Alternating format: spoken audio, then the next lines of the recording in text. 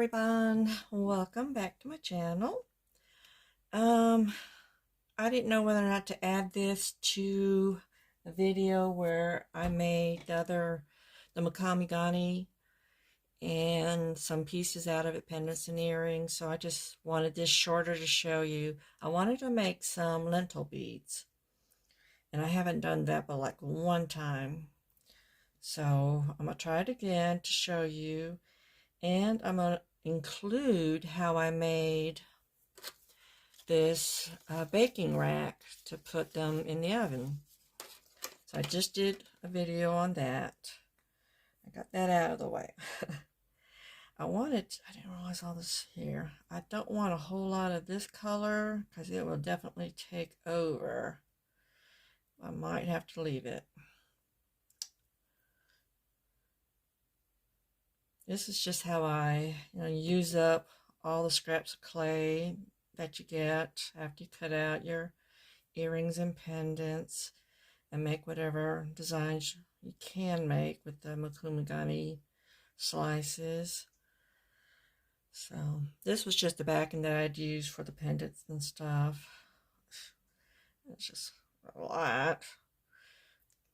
You do want contrasting colors. That does help, but that's not a pretty color. So I want to just like put that on the inside. Now that might be a big enough bead. I don't want them that big. So, where's the piece? Okay, this is the piece. I've already put the little rivets in there, and I've baked this, and I've done all the sanding on it. I haven't polished it yet because I wasn't sure. I mean, I just finished it. I literally finished it, just now dried. So since I have this, I figure I can go ahead and put some loops and maybe add some little beads to it. But that's definitely too big to go with this small pendant. So we'll go ahead and try that. Now you're going to need a lot of space because as you're twirling these around, it's moving across your surface, your work surface. So make sure it's clean. Sorry for all the wiggling. I did finally see my chair's not squeaking as much. So I did find the spot to put some WD on it. So that's already a hodgepodge. I'm not going to twirl it anymore in my hands. I'm just going to start twirling it. This is just a piece of plexiglass. Use what you're comfortable with. I have other ones, but I think I'll use this one just since I don't know how wide or big or small it's going to get.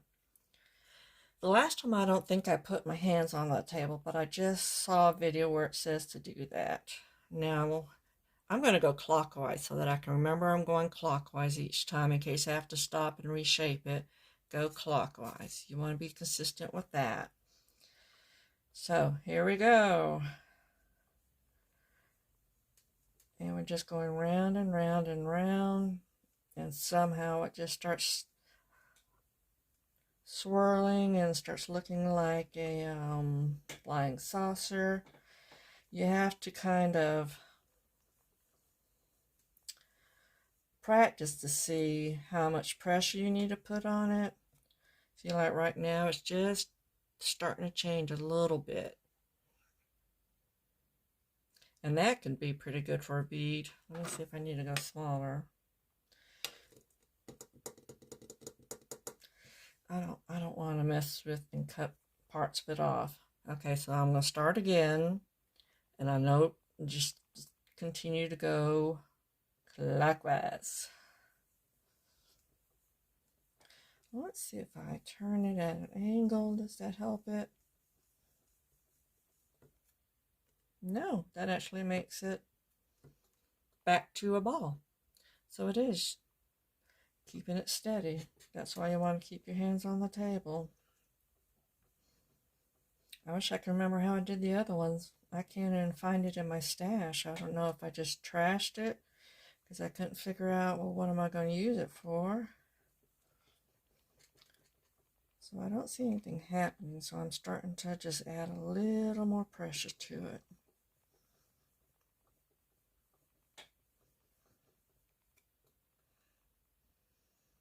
It's not changing as much. Round and round we go.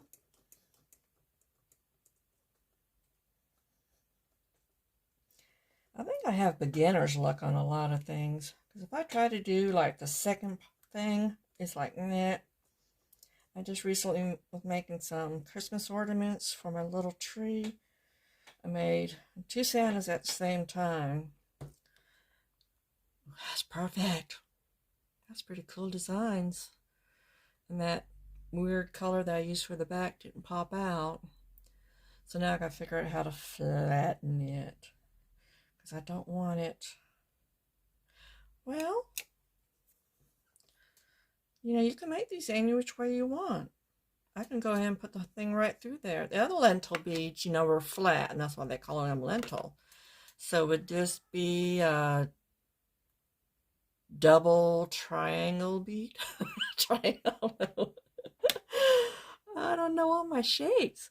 Well, let's go ahead and keep that over there just in case. I'm going to like that design better. So again, I'm going to try to get that backing color in the middle. That'll be my filler. So, hey, we're all learning. Get a little. Okay, let's do some more twirling.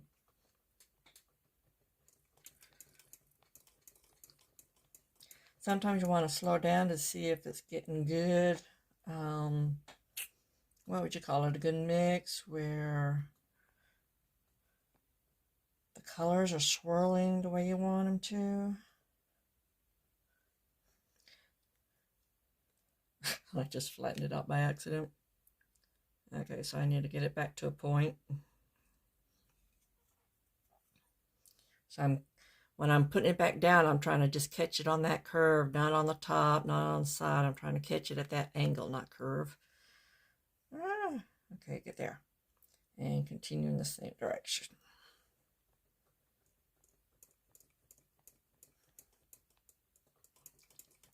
Look like my other bead. Nope, this one's getting flatter.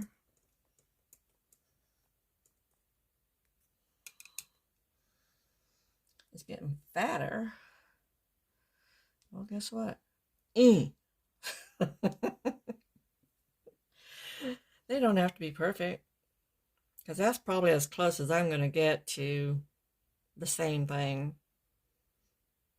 And I like the way the swirls are. I don't want to brush any harder because I can see some of that back color coming in. I don't know what you would call that, since it was just a Mod Podge of black and whatever scraps I had.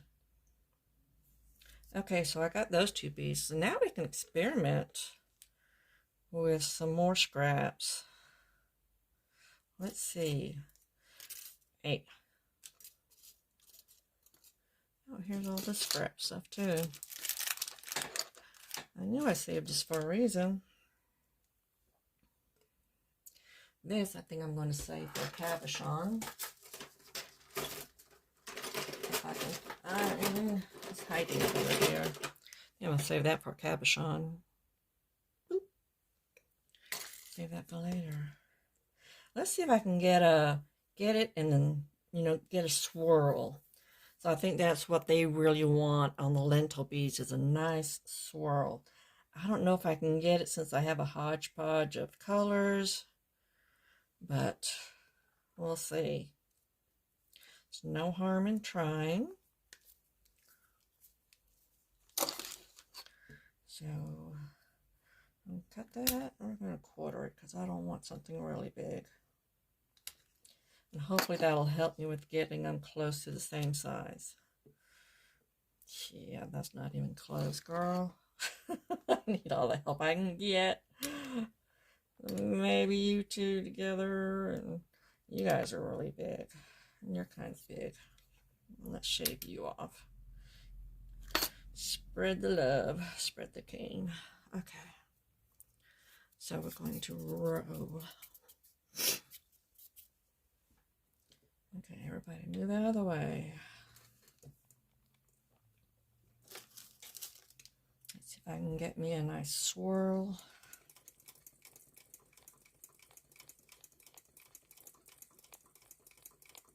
I can see I'm getting that shape. Oh, that's such a pretty shape so quick. Oh my God. It's like I don't want to go any further. Oh, but I got to because I'm trying to learn and show you. Let's see if it'll do a swirl with that many colors. So I am putting a lot of pressure. I mean, not bone piercing pressure, but a lot of pressure. And I don't know. We'll just keep trying, right? That's going to be really big. Let me cut you in half. This is bigger than these already.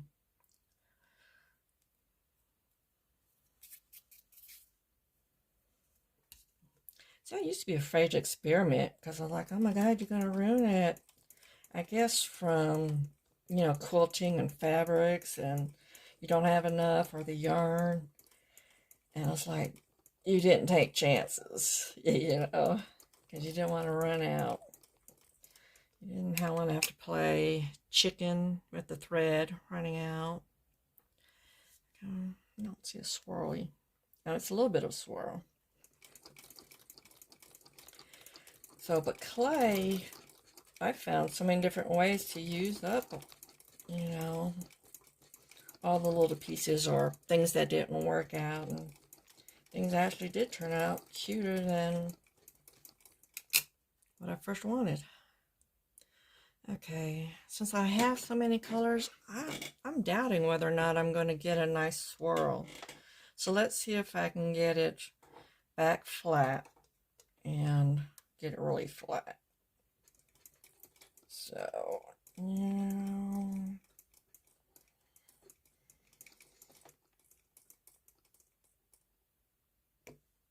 pop.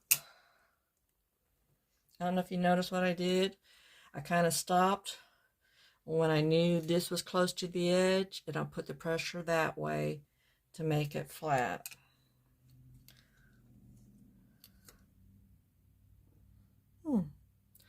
So it's got swirl, but I think I've got too many colors going on, so I'm not going to get the pretty swirly swirl, you know, that you would expect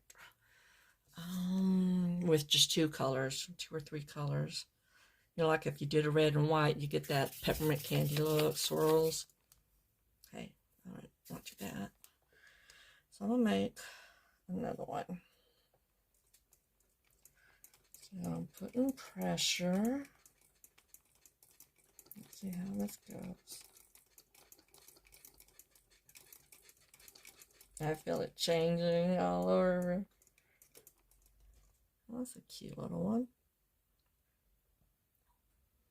Got some swirlies. So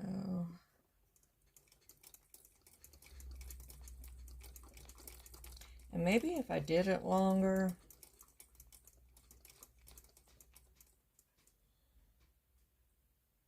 All right. I think I flattened that one a bit too much. Yeah, I want room to put the wire through it. So let's see. It's going to get swirled more. We got a swirl going on. Let's see what happens when we press it.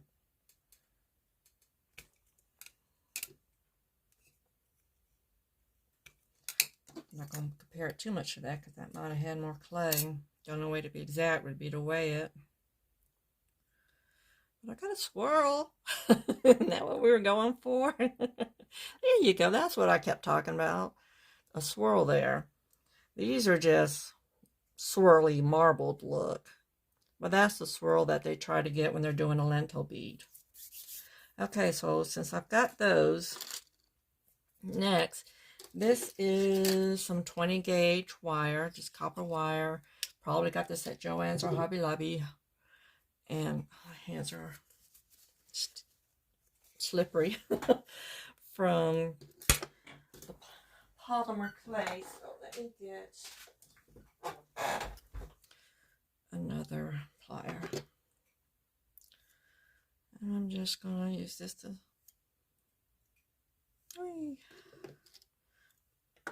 flatten it out some. Or straighten it, not flatten it. Alright. So, put the holes in. You got to be careful as you're putting the holes in. You're not wanting to squish everything. This is just an embroidery needle. I wonder if I got something smaller, thinner. But we'll try this. So I'm just going for the center.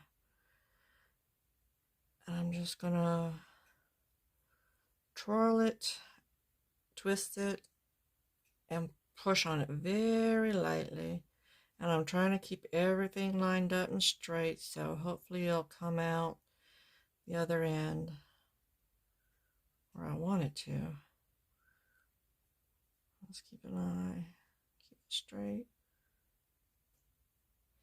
You might want to also wear gloves if you're worried about leaving fingerprints. Well, that was close. So, I'm going from this end. I just missed it. So we're going to go back in and see if we can't get that all straightened out. There we go. So no one will know that I missed a hole. I'm just straighten out whatever I think I needed to. And pull it back out. And then where's my wire? There we go. And first one for the books. Well, let's see if we can do that a couple more times. All right. Aim for the middle. And just twisting and gently pushing.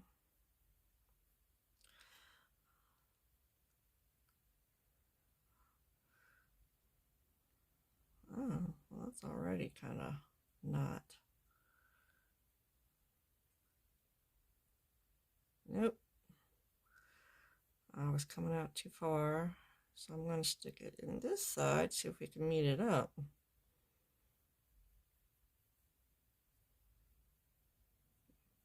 my God, that worked. Don't ask me how that worked. I don't know the physics of it. Oh my God, I can't even speak. There we go. And we can get another one. And we straighten out a little bit.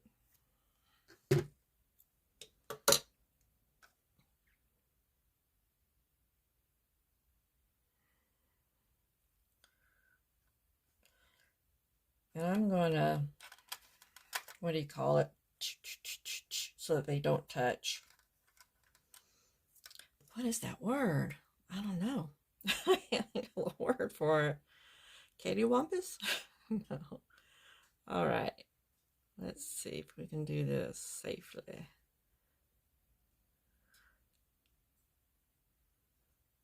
You can almost feel when it's getting close to the surface. I am way off. So that hole is, whoops, there. Get some fingernail marks, which are okay.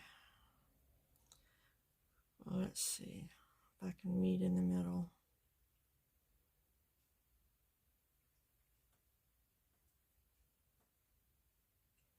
Nope. There we go. I did end up smushing this a bit. But again, I am not going for perfect. I'm going for cute and complete. It means it's finished. so that we can enjoy it. Get rid of that fingernail. And that accidental poke. And I don't have another one. I might have to get some more. So, I might add the video to this after this because it was pretty short. This was pretty simple, making it and making these. You just got to not be afraid, you know. If you do, you know, swirl them up, mush them up too much, it will get muddy, but you've got a lot of time to go before that happens. So I don't think you want to watch me skewer another one. So I think I'm going to end this and attach the making of this little bead rack. Donna Cato's name comes to mind. I don't know if somebody posted something that said it was similar to hers. I don't know. I Googled it and I couldn't find Donna Cato bead rack. So I want to put it out there just in case because I want to give people credit where it's due. So I hope you have fun. I hope you watch this video too to get a lot of ideas on what to do with the Makumigani. I thought this was pretty cool. You know, I made little tiles, different sizes, and put them all together on a backing. And I'm going to string it up. So, again, happy crafting, and I'll see you next time. Bye-bye. Hey, everybody. Welcome back to my channel. This is Angel. You may be wondering what on earth this is. It was one of those little tin baking loaf pans.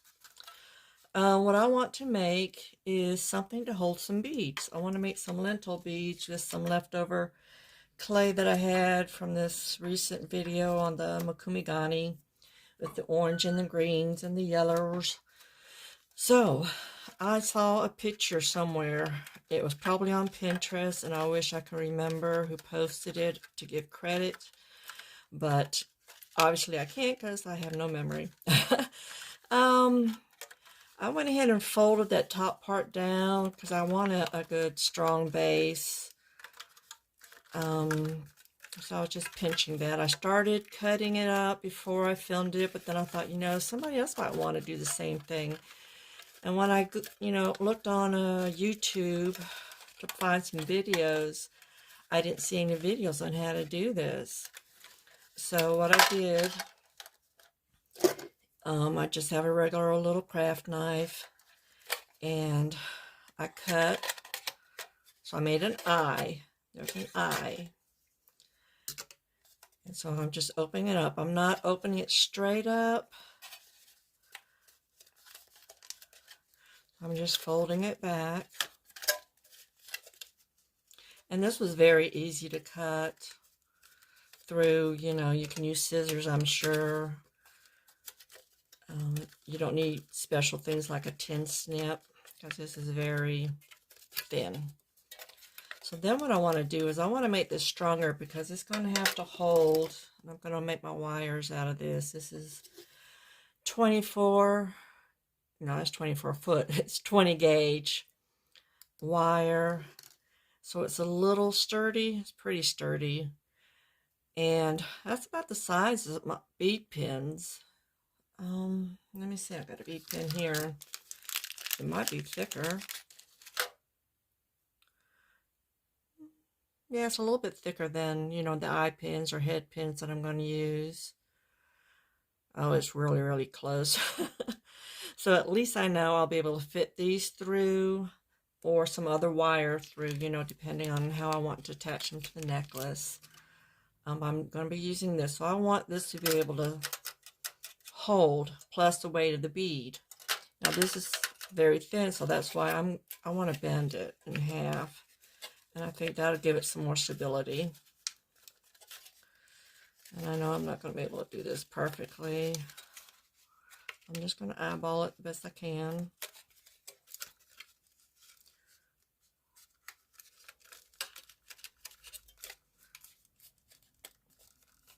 There we go.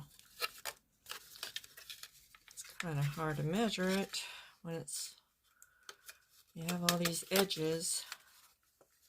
But I'm not going for perfection. I am going for usability.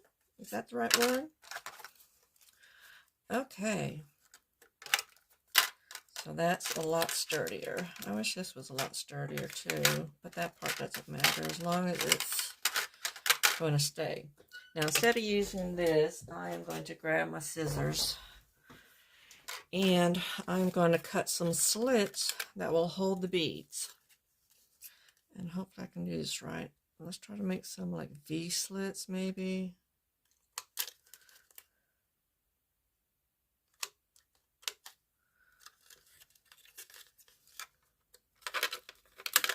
Yeah. Okay. That moved.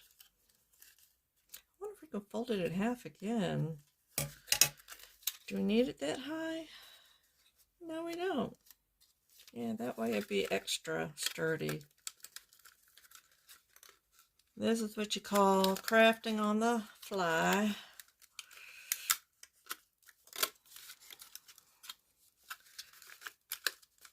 There we go. I'll give that a whole lot more stability. And it's still very thin. It's like aluminum foil. Okay, let's go ahead and bend this first. Bend.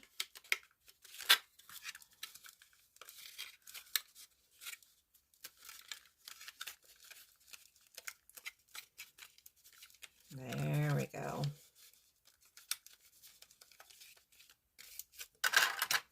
All right. I think that'll help.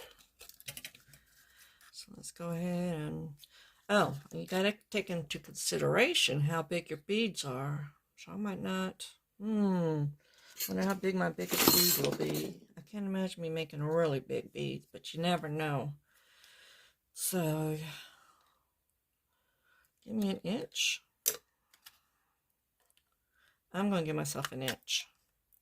Because I can't imagine that I'm going to make a zillion beads at a time. We'll just do in the middle here. I think that'll work for me.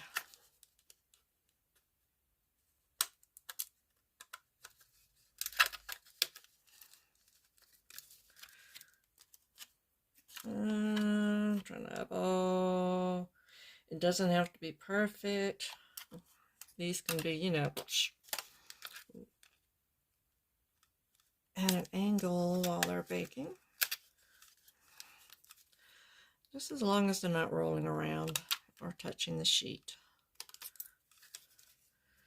And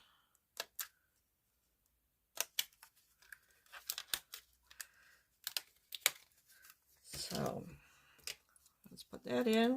Safety first.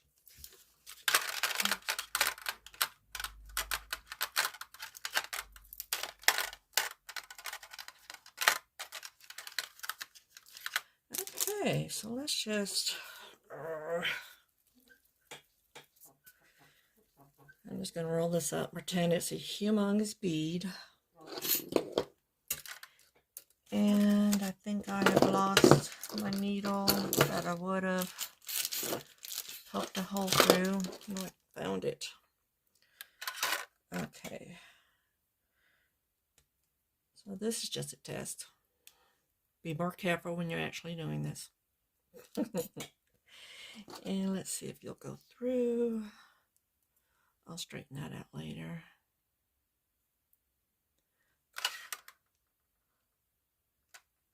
Ta-da! It doesn't cave in. There you go. And so I've got room. And even if I do like 2 or 3 beads at a time, I can use this one and that one. But I don't plan on making humongous beads because I wouldn't wear something like that anymore. So there you go. It's as simple as that. Just make sure that's reinforced, folded over, and they're not going anywhere. Then I will lay this on my cookie sheet when I put it in the oven, or in my toaster oven, you know, depending. It should fit in my toaster oven too, because I got room in my toaster oven. So there you go. another fantastic video. I hope you learned something. I'm joking.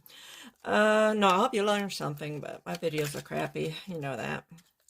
So anyway, I'm going to start making some beads and test it out. Okay, dokie. Talk to you later. Happy crafting. Bye-bye.